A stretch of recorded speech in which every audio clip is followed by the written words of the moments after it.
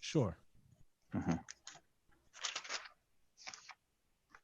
By the way, Allan, I'm honored that you have taken the time to join us and to ask a question. I'm aware of your evaluation of my debate with Jay Dyer, and I look forward to whatever comments you will be offering on this debate as well. Hello, I'm Allan Ruhl from allanruhl.com. I'm here to review the debate between William Albrecht and Shabir Ally. I do realize I'm a bit late on this one. A lot of stuff happening in my life right now. So, the debate is the Trinity biblical and ancient between William Albrecht and Shabir Ally? And in a day like this, when Christian and Islamic apologetics is interesting stuff's happening, let's put it that way. People eating Qurans, people putting pictures of people's wives on social media and mocking them. Not normal stuff. However, there are still good debates out there. You got William Albrecht and Shabir Ally. Is the Trinity biblical and ancient? Of course, Shabir's been debating since the 90s. I think he's the longest active Muslim apologist, at least in the English-speaking world. And William's been doing this a while too. And it was hosted by Michael Lofton of Reason and Theology. And William's a Catholic. It's good we got Catholics in debating Muslims now. Lord willing, hopefully I'll debate a Muslim one day. Anyway, we'll see. There's not much apologetics out in Western Canada. Like, all the apologists are out east. That's where Shabir lives. That's where Tony Costa, Louis Dizon. There's actually one other apologist in my city, Jojo Ruba, but he debates mainly against abortion and the cults. Important stuff, but not the stuff that I'm too interested in. Although I've done a lot of pro-life work myself. Either way, the point is, the debate is the Trinity biblical and ancient. I don't believe this specific topic has been debated amongst Christians and Muslims. I know James White, back in the 90s, debated Robertson Genis, is the Mass biblical and ancient? But now, is the Trinity biblical and ancient? This is a important topic, I think. And, as I said, they brought out heavy hitters, Shabir and William. All right, let's start. Now, I got about 5 topics I want to talk about in the debate. So, the first one was William went first.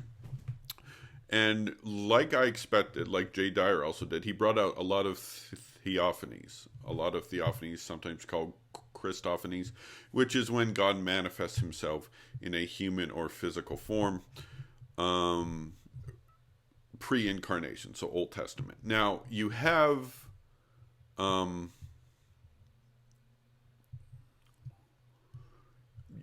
quite a bit of these in the Old Testament, particularly in the Torah. And Jay had done this, and William was doing this too. He emphasizes all these verses in the Torah and other spots in the Old Testament that have the theophanies. And what they're trying to argue is that the Old Testament is, although it doesn't present the Trinity, that the theology you have there of God is consistent with the Trinity. As I call it, proto-Trinitarian. I think I'm the one who coined that term. With regards to the theology of the Old Testament in terms of God, it's proto-Trinitarian. I think William would agree with that terminology. I think Jay Dyer would as well. I think a Protestant like Anthony Rogers would as well. And that's what Shabir has to argue against. Now, he when it was his turn, he knew this was coming. So he had a plan. And his plan was to basically do a scorched earth policy. Like, it was kind of like, if you've ever studied the Battle of Hattin in the Crusades, how Saladin kind of lights all those fires around where the Crusades are, where the Crusaders, the Templars, and the Hospitallers are camping to try to intimidate them, and they're dehydrated. All the smoke will make them even more dehydrated. It was kind of like a modified scorched earth. And of course, scorched earth was done by Khilij Arslan against the Crusaders in the First Crusade after the Battle of Dorylaeum. I think before the Battle of Dorylaeum as well. Anyway, I'm getting off topic talking about the Crusades. Look at me. Anyway, the point is, the scorched earth policy that Shabir did was he threw out the JEPD theory. JEPD, it's an acronym: Jehovah, Elohim, priest or priestly, and Deuteronomy. It's basically saying the Torah has multiple sources, one that uses Jehovah, one that uses Elohim, one that uses both, that's the priestly, and they have contradictory theologies, but it got mashed into one. So there are things that might lean toward more of a theophany, proto-Trinitarian way. Now, I don't think Shabir thinks that any of the sources, the JEPD, are proto-Trinitarian. I don't think he thinks that. But I think he thinks that maybe one of these sources or something like that kind of leaned the way, kind of had a more squishy view of God that kind of leans that way. But then he did, so there's all those ensembles of theology in there. But at the end of the day, there's only one God. Don't believe in the Trinity. So I thought that was kind of a clever tactic. I got to admit. I didn't expect him to do that. You know, the JEPD theory has been around for a long time. Now it's fading, but it's still there. It's still there with some significance. If you pick up a liberal Christian book or a liberal Jewish book on the Old Testament, that they'll follow the JEPD theory. I got this book here, the Jewish Study Bible. It's fully bought into the JEPD. Of course, as I interviewed Timothy Flanders, no one has ever found J or E or P or D. It's pure theoretical. Anyway, but it's still somewhat respected in academia. So he tried that as kind of a Horns of Hatton, scorched earth, Saladin, Keely Jerusalem, you know, getting back to my Crusader analogies. Okay, now, something else. Justin Martyr actually took up quite a bit of the debate. Why is Justin Martyr brought up? Well, first of all, he's a 2nd century father, and he talks about the deity of Christ. But the problem with him is he uses language that's a bit different. Shabir knows that. William knows that. And William has done an insane amount of research on the Church Fathers because he uses that in debates with Protestants, and so he knows his stuff. He did a review. He recently debated with Sam Shamoun,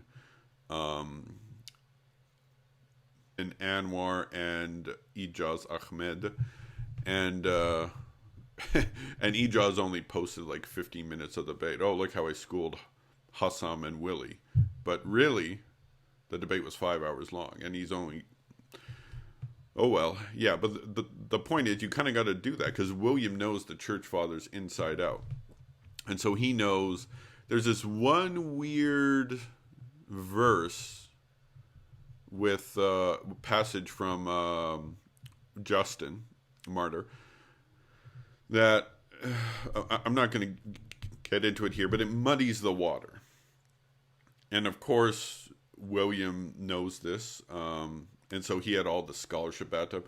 And Shabir threw out his liberals too, for Justin Martyr. So, yeah, that's... but, I don't know, I'd give William the edge on that. And I'd also give him the edge on... Shabir tried to throw out 2 arguments from liberals that are contradictory. One is that Daniel 7:13 and 14 is referring to the nation of Israel, but then he quoted Bruce Choten, who said, well, the way Jesus uses it, specifically in Mark, it sounds like the Son of Man is a future person, which is impossible. Read Mark 2, and how he forgave the sins. The Son of Man has the authority to forgive sins. Obviously, he's talking about himself, not some future guy. So, but of course, William had actually read all this liberal stuff, so he kind of, and he was on the ball with that too. He's like, so is it a future person, or is it the people of Israel? And then, and Shabir kind of backed away from it there. You know, it's like, whoa, I've overplayed my hand. You know, because it you know, he's been doing this a long time. He's read a lot of liberals, but the problem with liberals is that although they contradict Orthodox Christianity, they also contradict each other. So that's the problem there. Now, I talked about Daniel 7. I'm going to talk about Daniel 7 right now, because it seemed by the end of the debate was only about Daniel chapter 7. Daniel chapter 7 was all anyone was talking about by the end. And so, why is it so important? Because Shabir knows he can't afford to lose on Daniel chapter 7. Why is this? And William knows too, that if he can get this, it's really good. And so they both had a lot of sources for Daniel chapter 7. And they were both fighting to the end, both Shabir and William. And why are the stakes so high? Because Shabir thinks Mark is the first gospel. It's not late like John or Luke or something in Acts. It's a very early gospel. And the source, according to church tradition and according to most scholarship, there's fringe scholarships that'll deny this, but St. Peter's the primary source for this gospel. And St. Peter, as William believes and as I believe as Catholics, was the first pope. So important apostle, and also an early source. He walked with Christ. And so Shabir knows he can't allow this to go through. Now, William knew this too, and he came really prepared as well. And like by the end of this debate, pretty much everything else was forgotten. It was a Daniel 7 debate. And I brought up in the comment section, I think there should be a debate on Daniel 7 alone.